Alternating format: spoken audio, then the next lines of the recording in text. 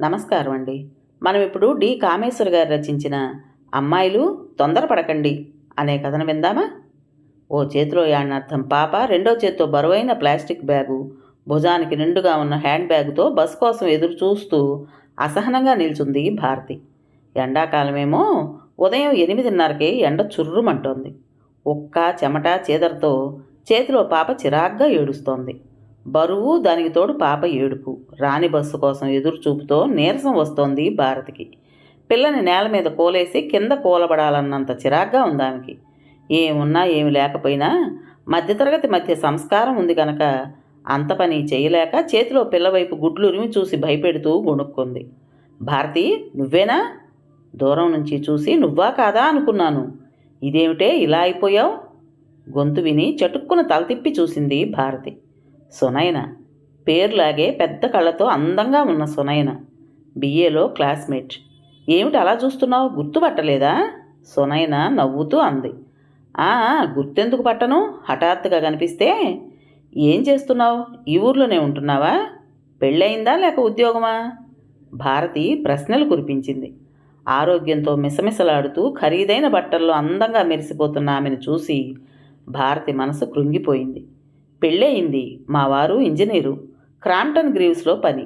పెద్ద కంపెనీ కదా, మంచి జీతం, ఇల్లు, కారు అవన్నీ ఇచ్చారులే. నువ్వేమిటి ఇలా ఉన్నావు?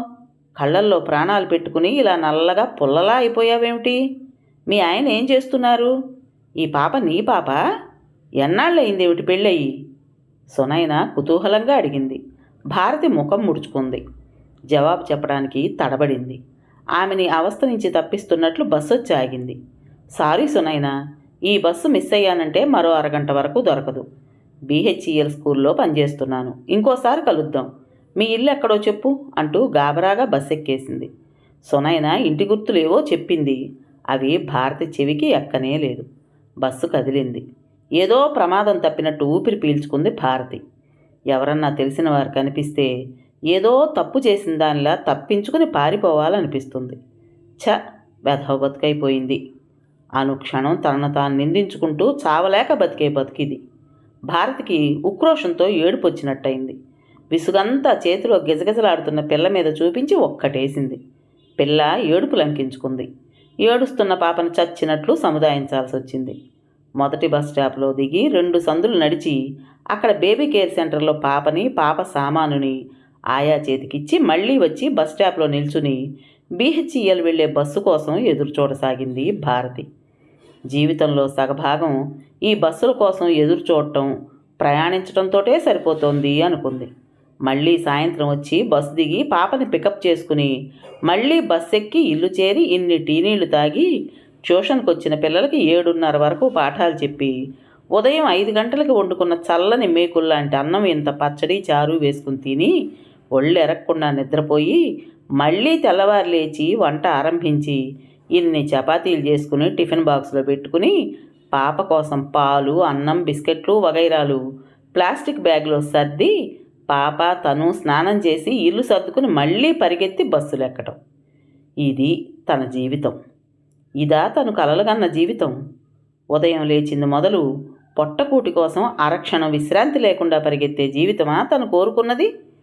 ఏ ప్రేమ కోసం తప్పించి తప్పటడుగు వేసిందో ఆ ప్రేమ, అనురాగం అన్నీ ఎండమావులు, దూరపు కొండలు అని అర్థమయ్యేటప్పటికీ మెడకి గుదిబండలా ఓ పాప. ఆ పాప కోసం జీవచ్ఛవంలా బతికే తను మిగిలారు.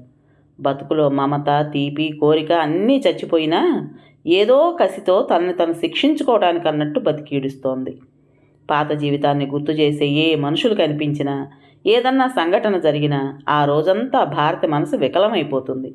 బండబారిన గుండెతో బతికీడ్చే ఆ గుండెపై సమ్మెటపోట్లు తగులుతాయి అప్పుడప్పుడు పాత పరిచయస్తుల్ని చూసినప్పుడు. సునైన ఎంత అదృష్టవంతురాలు! చక్కటి భర్త, హోదా, అందం, ఆనందం, ఆరోగ్యం, ఐశ్వర్యం అన్నింటినీ గుత్తక తీసుకున్నట్లు ఎంత హాయిగా ఉంది. ఆ హాయి, ఆ ఆనందం తనకి దక్కకుండా చేసుకున్నది తనేగా. కావలసిందే ఈ శాస్తి తనకి. భారతికి ఉక్రోషం, ఆవేదంతో కన్నీళ్లు జారాయి. తను ఓ ఇంజనీర్కి భార్య అయి ఉండేదే. ఈనాటి సునయన్లా తను అందంతో, ఆరోగ్యంతో, ఐశ్వర్యంతో మిసమిసలాడుతూ కారులో తిరిగేది. చేతులారా అన్నింటినీ దూరం చేసుకుంది తనేగా. ఇప్పుడు తను ఎవరిని బ్లేమ్ చేయగలదు? Idiot, you deserve it. కసిగా తనని తాను మరోసారి తిట్టుకుంది. హ, ప్రేమట ప్రేమ, యూ బ్లడీ ఫూల్. ప్రేమ, లవ్ అవన్నీ అందనంతవరకే అందంగా కనిపించి ఊరిస్తాయి. పెద్ద ప్రేమికులుగా చరిత్రలో చిరస్థాయిగా నిలిచిపోయిన రోమియో జూలియట్, దేవదాసు పార్వతి, సలీం అనార్కలి వీళ్ళందరి ప్రేమ సఫలం కాలేదు కనుక అమర ప్రేమికులుగా నిలిచిపోయారు. అదే వీళ్ళందరి ప్రేమ పెళ్లిగా మారితే అప్పుడు తెలిసేది వీళ్ళంతా ఎంతటి అమర ప్రేమికులో. అప్పుడు వీళ్ళ ప్రేమలు పేర్లు నామరూపాలు లేకుండా పోయేవి. ప్రేమ పిటి, పూర్ పిటి. ఈ ప్రేమల గురించి గొప్పగా రాసే రచయితలందరినీ షూట్ చేసి పారేయాలి. ప్రేమలు త్యాగాలు చూపించి ఆడపిల్లల్ని వెర్రెక్కించేటట్లు చేసే ఈ రచనలన్నీ తగలబెట్టాలి. ప్రేమ కథలుగా సినిమాలు తీసి ప్రేక్షకులను మోసం చేసి డబ్బు సంచులు నింపుకునే నిర్మాతలను క్షమించకూడదు. తెలిసి తెలియని వయసులో పుస్తకాలు చదివి సినిమాలు చూసి ప్రలోభంలో పడి ఉచితానుచితాలు మర్చిపోయేటట్టు మైమరపులో భ్రమలో పడేసే ఈ రాతలన్నీ తగలబెట్టాలి. ప్రేమంటే దూరంగా ఉన్నప్పుడే దాని మజా, వెర్రి మొహాలారా. అంచేత ప్రేమ మెరుగులు ఎండమావులని తెలుసుకోండి. ఎండమావి ఊరిస్తుంది తప్ప దాహం తీర్చదు. పిచ్చి నాయనల్లారా, ఈ పుస్తకాలు కావలిస్తే సరదాగా చదువుకోండి కాలక్షేపానికి, అంతేగాని ఆచరణలో పెట్టకండి అని ఓ హెచ్చరిక ఏ రచయితలు రాయరే. సిగరెట్టు పెట్టె మీద సిగరెట్లు ఆరోగ్యానికి హానికరం అన్న హెచ్చరికల ఈ ప్రేమ కథలు మీ భవిష్యత్తుకు హానికరం అన్న క్యాప్షన్ చివరన ఈ రచయితలు చేర్చరే. ప్రేమ అన్నది అందమైన ఊహ మాత్రమే. ఊహగా ఉన్నంతవరకే అందులో తీపి. అంతకంటే ప్రేమ నుంచి ఏమీ ఆశించకండి. ఏ వెధవ ఏ త్యాగాలు చేయుడు ప్రేమ కోసం. అమ్మాయిలు జాగ్రత్త. ప్రేమను గురించి చదవండి, ఊహల్లో ఆనందించండి, కలల్లో తేలిపోండి, కానీ ప్రేమలో పడకండి. పడినా అది పెళ్లిదాకా రానియకండి. అందగానే అది అతి మామూలని రానిచ్చారా, బస్ ఆనాటితో మీ జీవితం అధోగతే అని నమ్మండి. అరిచి అందరికీ చెప్పాలని ఉంటుంది భారతికి. అలా అరవలేదు గనక తెలిసిన ప్రతి టీనేజ్ పిల్లకి స్కూల్ తెరిచి కొత్త సంవత్సరం కొత్త క్లాస్ తీసిన మొదటి రోజు మొదటి పాఠం ప్రేమ గురించే చెప్తుంది భారతి తన జీవితం కథగా మలచి. నాకు తెలుసు అమ్మాయిలు, మీరంతా వికసిస్తున్న మొగ్గలు. ఆ మొగ్గ రేకు విప్పి పరిమళాలు వెదజల్లక ముందే నేల రాలిపోయే దుర్గతికి లోను కాకండి. ప్రేమ అన్న పదమే ట్రాష్. నమ్మకండి, మోసపోకండి. ఆడపిల్లలు, మీ అక్కలాంటి దాన్ని. మీరు చదువుకోవడానికి వచ్చారు కానీ ప్రేమ పాఠాలు వినడానికి రాలేదని బడిలో చదువుకునే పాఠాలు ఎలాగూ నేర్చుకుంటారు. జీవితంలో నేర్చుకోవాల్సిన పాఠం ఇది. ఈ వయసులో ప్రతిదీ రంగులమయంగా అందంగా కనిపించి ఊరిస్తుంది. మధువు గ్రోలాలని ఆరాటంగా భ్రమరం దరిచేరితే పువ్వు తన రంగుల్ని మరింత అందంగా కనిపించేటట్టు చేసి ఆకర్షించాలని తాపత్రయపడుతుంది తప్ప ఆ భ్రమరం మకరందం కోసం మాత్రమే తన దరి చేరుతుంది, తరువాత వేరే పువ్వు దరి చేరుతుంది అని గ్రహించలేదు. అలా అమాయకపు విరిసి విరియని ఆ లేత మొగ్గ భ్రమరాకర్షణకి లోనవుతుంది. అమ్మాయిలు, ఆ టీనేజ్లో ప్రతి అబ్బాయి తన అందానికి సమ్మోహితుడైపోయాడని, తనని మనసారా వాంఛించి ప్రేమిస్తున్నాడని, ఆ ప్రేమ ఆ మధురానుభూతి తనకు మాత్రమే దక్కిన వరమని ప్రతి అమ్మాయి నమ్ముతుంది. ఆ ఆకర్షణకి లోను కాకుండా నిగ్రహించుకోగలిగిన అమ్మాయిలు అదృష్టవంతులు. ఆ ఆకర్షణకి లోనైన అమ్మాయి పతనానికి ఆనాడే పునాది పడుతుంది అని గ్రహించండి. మీ ప్రేమకి తల్లిదండ్రుల ఆశీర్వాదం ఉండి అది పెళ్లి వరకు దారితీస్తే కొంతలో కొంత నయం. పెళ్లితో ప్రేమ చచ్చినా ఆ వివాహ బంధానికి కట్టుబడి 190 మంది భార్యాభర్తల్లో ఏ స్పందన లేకపోయినా బతుకేర్చవచ్చు. ఏం జరిగినా ఇటు అటు పెద్దవారు అండగా ఉంటారు. మీ ప్రేమకి పెద్దల అనుమతి లేకపోతే మాత్రం మూర్ఖంగా ఆ ప్రేమను నమ్ముకుని మోసపోకండి. ఆ ప్రేమ మిమ్మల్ని దరిచేర్చదు, నిశ్చయంగా నట్టేట ముంచుతుంది. 100కి ఒక్కరో ప్రేమకు కట్టుబడి నమ్మిన దాన్ని అన్యాయం చేయని పుణ్యపురుషులుంటారు. అలాంటి పుణ్యపురుషుణ్ణి వరించిన స్త్రీ నిజంగా అదృష్టవంతురాలే అవుతుంది. ఆ 100కి ఒక్కరు మీరే అని నమ్మకండి గుడ్డిగా. మీ మేలు కోరే పెద్దల మాట వినడం మీకు మీ భవిష్యత్తుకు క్షేమం అని మొదటి పాఠం ప్రతి సంవత్సరం 2 ఏళ్లుగా ప్రతి క్లాసు ఆడపిల్లలకి చెబుతుంటుంది భారతి. ఆ పిల్లలకి ఎందుకు చెప్తుందో అర్థమవదు. అర్థం కాలేదని గ్రహిస్తే భారతి అది తన కథ అని నిర్మోహమాటంగా చెప్తుంది. చేసిన తప్పును దాచుకొనని ఆమె నిజాయితీని నమ్మి భారతీ టీచర్ అంటే పిల్లలు ప్రాణం పెడతారు ఆ స్కూల్లో. ఇన్ని తమకు చెప్పే ఆ టీచరు, ఎంత తెలిసిన ఆ టీచర్ ఎందుకు ఇలా తప్పటడుగు వేసింది అన్న సందేహం మాత్రం వదలదు ఆ పిల్లలని. దానికి భారతి జవాబు రెడీగానే ఉంటుంది. నా అనుభవం నేర్పిన పాఠం ఇది. ఈ అనుభవం మీకు కలగకూడదనేగా ఇది చెప్తుంది. అంత లోతుగా ఆలోచించే విచక్షణ పెద్దలు మంచి కోసమే చేస్తారన్నది గుర్తించలేని వయసు తెచ్చిన ఆవేశం, తమ ప్రేమ అమర ప్రేమ అన్న గుడ్డి నమ్మకం, ఏం జరిగినా ఎదుర్కొంటాను అనే మొండి ధైర్యం, జీవితం అంటే ప్రేమ ఒక్కటే కాదు అని తెలియని అవివేకం. నేను చూసినది, అనుభవించినది జీవితంలో 10వ వంతు మాత్రమేనని, ఇంకా 90% గురించి పెద్దలు ఆలోచించి చెప్తున్నారన్నది గ్రహించలేని మూర్ఖపు పట్టుదల. ఇవన్నీ అప్పుడు నా కళ్ళు కప్పాయి. దిగాక గానీ లోతు తెలియదు. దిగిన తర్వాత ఆ లోతు దిగలాగుతుంటే బయటపడటం అతి కష్టం. అందుచేత దిగే ముందు లోతు చూసుకోవాలంటారు పెద్దలు. నే చెప్పే ఈ మాటలు నా పెద్దలు చెప్పారు. వయసు పొంగులో, ప్రేమ మైకంలో అవి పెడచెవిన పెట్టిన ఫలితం ఈనాడు మీ ముందు నిల్చుంది. అమ్మాయిలు, తొందరపడకండి అని చెప్పే నా మాటలు మీలో 10 మందిలోనన్నా ఆలోచన రేపితే నా ధ్యేయం నెరవేరినట్టే అని పాఠం చెబుతుంది భారతి కనిపించిన ఆడపిల్లలందరికీ. ఇంత లోతుగా 2 ఏళ్ల ముందే ఆలోచించి ఉండుంటే అనుకుంది భారతి ఆ రాత్రి. భారతి, నువ్వు చిన్నపిల్లవి, నీకింకా లోకజ్ఞానం లేదు. ఏదో ప్రేమ అనుకుంటున్నావు. ఈ ప్రేమలు కూడుబెట్టవు. నా మాట వినమ్మా అని తల్లి నచ్చజెప్పింది, బతిమాలింది, ఏడ్చింది, తిట్టింది. ఏం చూసి అంత మోజుపడుతున్నావు? వాడి బీఎస్సీతో ఏం ఉద్యోగం వస్తుంది? ప్రేమ తిని ఇద్దరూ ఎన్నాళ్ళు బతుకుతారు? నువ్వు కొన్ని సౌకర్యాలకు అలవాటు పడ్డావు. అవన్నీ లేకపోయేసరికి ఏ ప్రేమ అలాంటి చోట నిలవదు. మాట విను భారతి. ఆ ఇంజనీర్ అబ్బాయిని చేసుకో. నీ మంచి కోరేవాళ్ళం. నీకంటే లోకానుభవం ఉన్నవాళ్ళం. మా మాట వినకపోతే నష్టపోయేది నువ్వే. కన్నవాళ్ళం గనక ఇంతగా చెప్తున్నాం. చెప్పి చెప్పి విసిగిపోయిన తండ్రి కోపంగా అన్నారు. ఇద్దరూ ఉద్యోగాలు చేస్తారట. వీళ్ళిద్దరికీ పిలిచి వేలకు వేలిస్తారనుకుంటుంది. ఈవిడ బీఏకి, అతని బీఎస్సీకి అంతగా ఇస్తే చెరో 1000 ఇస్తారు కాబోలు. ఎంత చెప్పినా నీ బుర్రకి ఎక్కదేమిటే? ఆస్తుందా, అంతస్తుందా? దేనికోసం మోహించావు? మేము తెచ్చిన సంబంధం ముందు ఈ అబ్బాయి అతని కాలి గోటికి ఏ విషయంలోనూ సరిపోడు. నీ కళ్ళకి ఏం పొరలు గమ్మాయే? నచ్చ చెప్పలేక తల్లి తలబాదుకుంది. ప్రేమ పొరలు గమ్మాయే దానికి. ఆ పొరల మధ్య నుంచి దానికి వాడు తప్ప ఇంకేం కనపడటం లేదు. ఆడుతూ పాడుతూ పనిచేసుకుని కలో గంజో సినిమాల్లో మాదిరి తాగితే చాలనుకుంటుంది ఈ వేడిలో. జీవితం సినిమా కాదని దానికి ఇప్పుడు మనం చెప్పినా అర్థం కాదు. ఆ పొరలు విడిపోయాక అప్పుడేడుస్తుందిలే. కూతుర్ని ఒప్పించలేని నిస్సహాయత మధ్య కసిగా అన్నాడు తండ్రి. ఆ వెధవని పోలీసులకు అప్పచెప్తాను. ప్రేమ గేమ వదలగొడతారు. చదువుకు రావే అని కాలేజీకి పంపితే చేసుకొచ్చే నిర్వాకం ఇది. ఇవాళ నుంచి ఇల్లు కదులు కాళ్ళు విరక్కొడతాను. గదిలో పడేసి తాళం వేసి 3 ముళ్ళు వేయిస్తాను. తల్లి ఆఖరి అస్త్రం విడిచింది. అసలు పొరపాటు మనది. ఆడపిల్ల ముందు పుట్టిందని గారాబం చేశాం.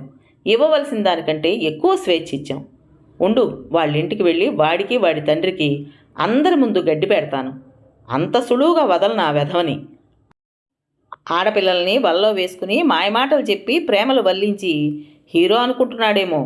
4 రౌడీలను పెట్టి తన్నిస్తాను. కాళ్ళు చేతులు విరక్కొట్టిస్తాను. తండ్రి బెదిరింపు. అప్పుడు తన మేలుగోరిన తల్లిదండ్రులు రాక్షసుల్లా కనిపించారు. కన్న కూతురు మనసు అర్థం చేసుకొని ప్రేమికుల బాధ అర్థం చేసుకోలేని వీళ్ళు ఏం మనుషులు? చిచి, ఈ పెద్దవాళ్ళకి ఎప్పుడు బుద్ధి వస్తుంది? Generation gap.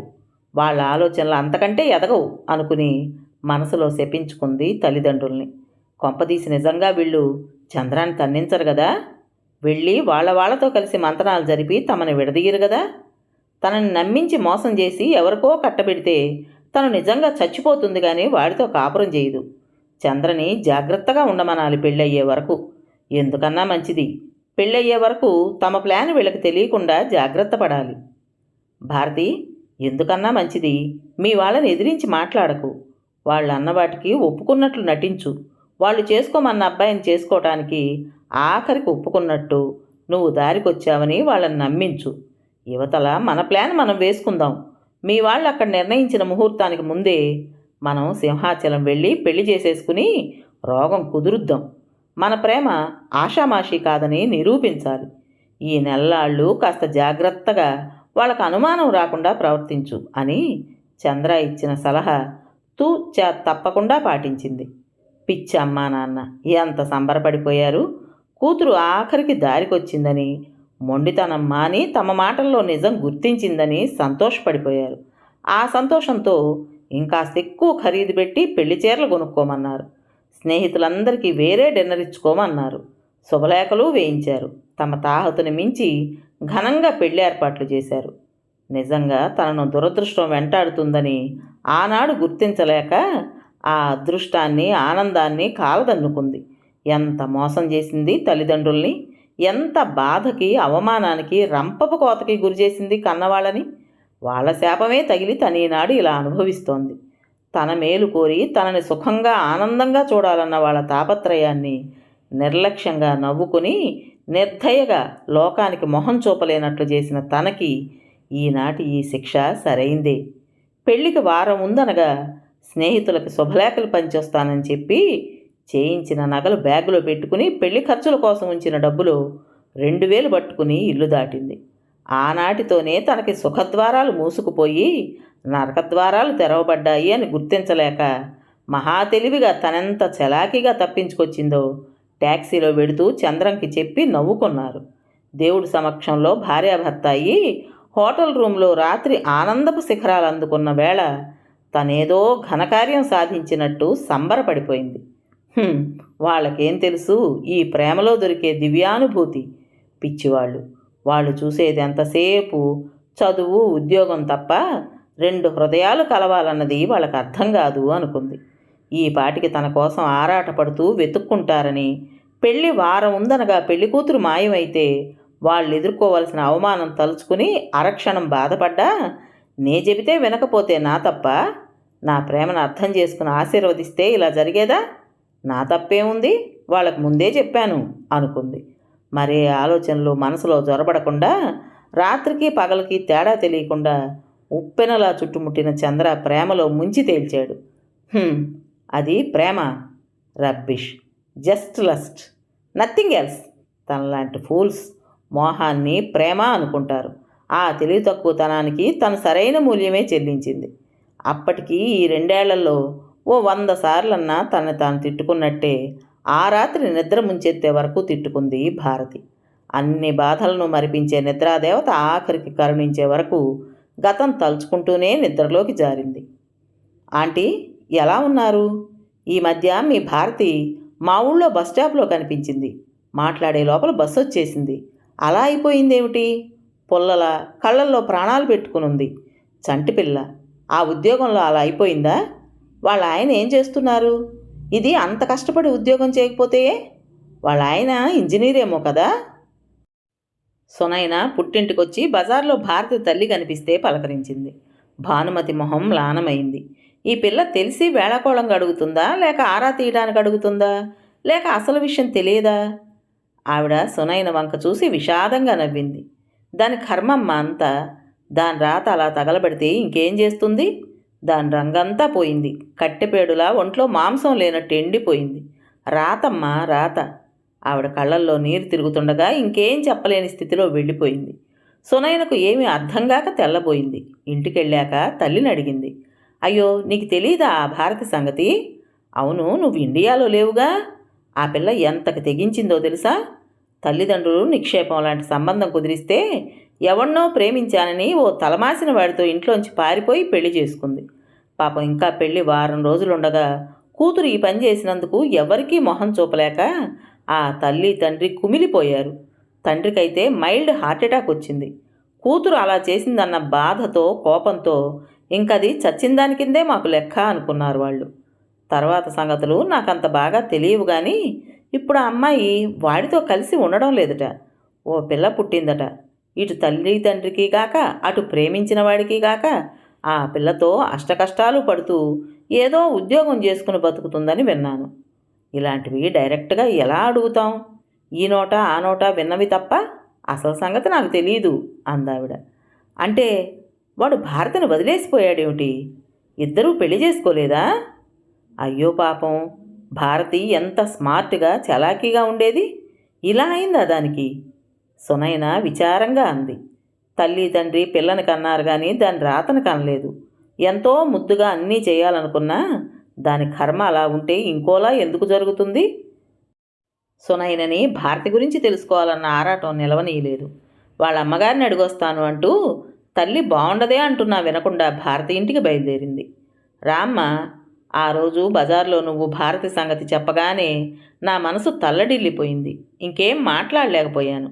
దాని మాట విన్నా తలుచుకున్నా గుండెలు చెదిరిపోతాయి. దాని కర్మ ఏనాడో పాపం చేసింది, అనుభవిస్తుంది ఈనాడు. ఆంటీ, ఇలా ఎందుకయింది? ఎందుకు ఇలా చేసింది భారతి? వాళ్ళిద్దరూ అసలు పెళ్లి చేసుకోలేదా? అతను దీన్ని వదిలేసి వెళ్ళిపోయాడా ఆంటీ?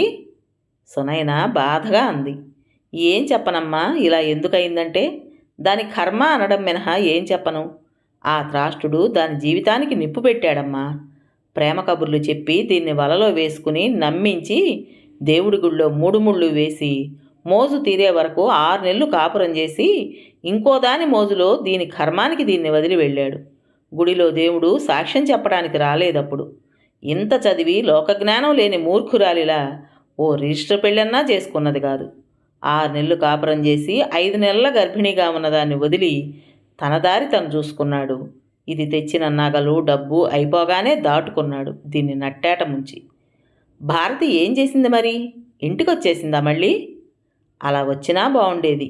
ఎంత తిట్టినా కొట్టినా మొహం చూడమని శపథాలు చేసినా కన్నవాళ్ళం కనుక కరిగి దానికి ఆశ్రయం ఇచ్చేవాళ్ళం. లేదమ్మా, ఆ దెబ్బతో దాని మనసు విరిగిపోయింది.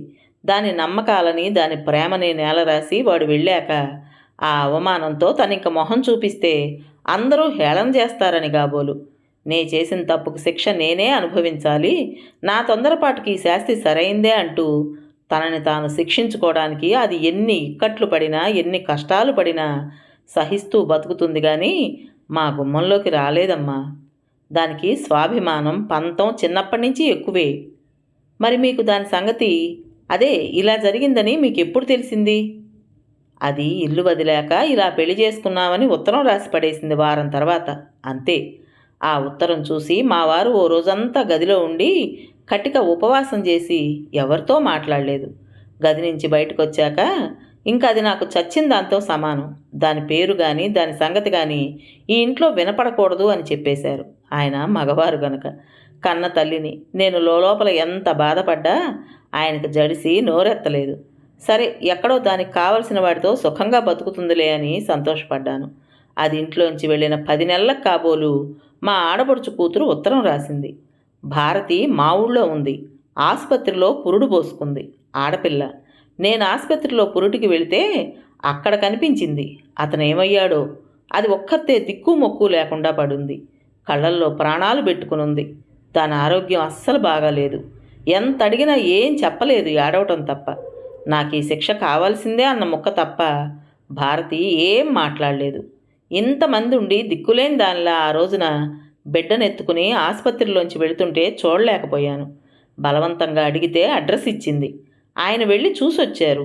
చిన్న గదిలో పిల్లని పెట్టుకుని అతి బేదగా తిని తినక కాలం గడుపుతుంది. అత్త, మీరోసారి వచ్చి చూడండి, భారతి స్థితి బాగోలేదు అని రాసింది. ఆ ఉత్తరం చూసి విలవిల్లాడిపోయాను. ఆయన ఉత్తరం చదివి శిలలా ఉండిపోయారు. నేను ఆయనతో దెబ్బలాడి ఏడ్చి ఆయన వారిస్తున్న మాట వినను అని మొండి చేసి బయలుదేరి వెళ్ళాను. అక్కడ దాని దైన్యస్థితి చూసి నా గుండెలు తరుక్కుపోయాయి. 15 రోజుల తొలిచూలు పురటాలు. ఉదయం వండుకున్న ఎండు మెతుకులు పచ్చడితో మిగుతోంది. చంటి పిల్లకి పరవటానికి పాతగుడ్డలు కూడా కరువైన దాని దీనస్థితికి గుండెలు అవిసిపోయేలా ఏడ్చాను. ఇద్దరం ఒకరిని ఒకరు వాటేసుకుని ఏడ్చుకున్నాం. అడగ్గా అది ఒక్కొక్క విషయమే చెప్పింది, అతి కష్టం మీద. ఇద్దరూ పారిపోయి సింహాచలం వెళ్ళి పెళ్లి చేసుకుని తర్వాత హైదరాబాద్ వెళ్ళారట. చౌక రకం లాడ్జింగ్లో రూమ్ తీసుకున్నారట. ఇద్దరూ ఓ 2 నెలలు శుభ్రంగా తిని తిరిగారు. ఈలోగా అతను ఏవేవో ఉద్యోగ ప్రయత్నాలు చేశాడట. నెలలు గడుస్తుంటే చేతిలో డబ్బు నగలు అయిపోతున్నా ఉద్యోగం దొరకలేదు. 4 నెలలకి అతనికి దొరకలేదు కానీ దీనికి ఏదో చిన్న ప్రైవేట్ స్కూల్లో టీచర్గా 250 రూపాయలకు ఉద్యోగం దొరికిందట. అప్పటికే దీనికి 3వ నెల. ఆయన గారికి చేతిలో డబ్బు లేకపోవటం, ఉద్యోగం దొరక్కపోవటంతో విసుగులు, చిరాకులు, కసుర్లు, దెబ్బలాటలు ఆరంభం అయ్యాయి. ఊరంతా బలాదురు తిరిగి రాత్రి భోజనానికి వచ్చేవాట. దీని మీద మోజు తగ్గిపోగానే, నీ వల్లే నాకు ఈ కష్టాలు, లేకపోతే హాయిగా ఈపాటికి ఏ ఎంఎస్సీలోనో చేరి చదువుకునేవాణ్ణి, ప్రేమ అనుకుని గోతిలోకి దిగాను అంటూ సాధించి తిట్టిపోసేవాట. 6 నెలలకి ఏదో ఆఫీసులో గుమస్తా ఉద్యోగం దొరికిందట. అప్పటినుంచి అసలు ఇంటి పట్టునుండకుండా తెచ్చుకున్నది తింటూ తిరిగేవాట. ఒక్కోసారి 2-3 రోజులకి వచ్చేవాడు కాదుట ఇంటికి. అడిగితే నా ఇష్టం నోరు మూసుకో అనేవాడట. ఇంకా నిలేస్తే నువ్వే నా పెళ్ళానివి అడగటానికి అన్నట్ట. ఇది నిర్ఘాంతపోయి నీ భార్యను కానా అంటే, ఏది సాక్ష్యం చూపించు, ఆ దేవుడొచ్చి సాక్ష్యం చెప్తాడా అని వికటంగా నవ్వేవాట. ఆ తర్వాత ఎన్నోసార్లు వాళ్ళ ఆఫీసులో టైపిస్ట్తో తిరుగుతూ కనిపించాట. అదేమంటే నా ఇష్టం నీ దిక్కున్న చోట చెప్పుకో అని కొట్టేవాట. ఆఖరికి 8 నెలలకి దీనికి 6 నెలలప్పుడు ఇది స్కూల్కి వెళ్ళగా చూసి ఇంట్లోంచి తన పెట్టే బేడా పట్టుకుపోయాట. రాస్కెల్ ఎంత పని చేశాడు. ఇది ఎలా ఊరుకుంది? పోలీసులకు రిపోర్ట్ ఇవ్వాల్సింది. ఏమని ఇస్తుంది? వాడు దీని భర్త అనడానికి సాక్ష్యం ఏముంది? అప్పటికే 6 నెలలు అబార్షన్ చేయించుకుందామన్నా కుదరక చచ్చినట్టు వాడి పాపాన్ని మోసి కనింది. అప్పటి వరకు అది పడ్డ పాటలు వింటే కసాయి గుండైనా చెదిరిపోతుంది. 280 రూపాయలు గదెత్తి పోగా మిగిలిన దాంతో ఒక పూట తిని ఒక పూట తినక నీరసంతో 9వ నెల వచ్చే వరకు ఉద్యోగం చేసింది. పురుడు అది అయి వచ్చే వరకు ఖాళీగా ఉంచమని వాళ్ళు ఇంకో టీచర్ని వేసుకున్నారట. ఈ నెల రోజులుగా చేతిలో దమ్మిడి లేక ధర్మాసుపత్రిలో పురుడు పోసుకుని వాళ్ళిచ్చిన బ్రెడ్ ముక్కలు తిని 6 రోజులు గడిపి ఇంటికొచ్చాక అదీ లేకుండా పడుంటే మా ఆడపడుచు కూతురు తిట్టి 500 ఇచ్చిందట. అప్పుగా తీసుకుంటానని తీసుకుందిట. ఇప్పుడు ఇంకో ఉద్యోగం దొరికే వరకు అదే ఆధారమమ్మా అంది శుష్కహాసం చేస్తూ. మేం చచ్చామనుకున్నావే, నీకింత పంతం ఏమిటే, ఇలా దిక్కులేని దానిలో పడుంటావా అని తిట్టాను. ఏడ్చాను. వెంటనే ఇంటికి పదమన్నాను. అది ససేమిరా రానంది. ఏ మొహం పెట్టుకుని రానమ్మా, వద్దు, నా తప్పుకు నేను శిక్ష అనుభవించాలి. నా తప్పు నేను ఎవరినెత్తినైనా రుద్ది వాళ్ళకి భారం అవను. నాలాంటి ఆడపిల్లలందరూ నా కథ వల్ల నీతి నేర్చుకోవాలి. మిమ్మల్ని పెట్టిన ఉసురుకి నాకు ఈ శిక్ష తప్పదు. అనుక్షణం నా తప్పు నాకు తెలిసొచ్చేటట్టు నేను ఇలా నరకయాతన పడుతూనే ఉండాలి. నా తప్పుకి నా పాపానికి ఫలితంగా ఈ బిడ్డను కన్నానంతే. చచ్చినట్టు దీన్ని పెంచి పోషించాల్సిన బాధ్యత నాది. నా పాపం మీరు పంచుకోవద్దు. వద్దు, నన్ను వదిలిపో. అమ్మా నాన్న నా మొహం చూడొద్దు. నేను అక్కడికొచ్చి మిగతా పిల్లల పెళ్లి పేరంటాలకి ఓ సమస్యగా అడ్డురాను అంటూ ఎంత చెప్పినా ససేమిరా రానంది. బలవంతంగా ఓ 500 చేతిలో పెట్టి పిల్లకు కావలసిన బట్టలు, దుప్పట్లు, పాల డబ్బా, దానికి మందులు అన్నీ కొన్నాను. మొదటి కానుపు ఖర్చు మాది. పెళ్ళైతే పురుడు పోయమా? అందుకే నేనేం చేసినా మాట్లాడకూడదు అని తిట్టాను.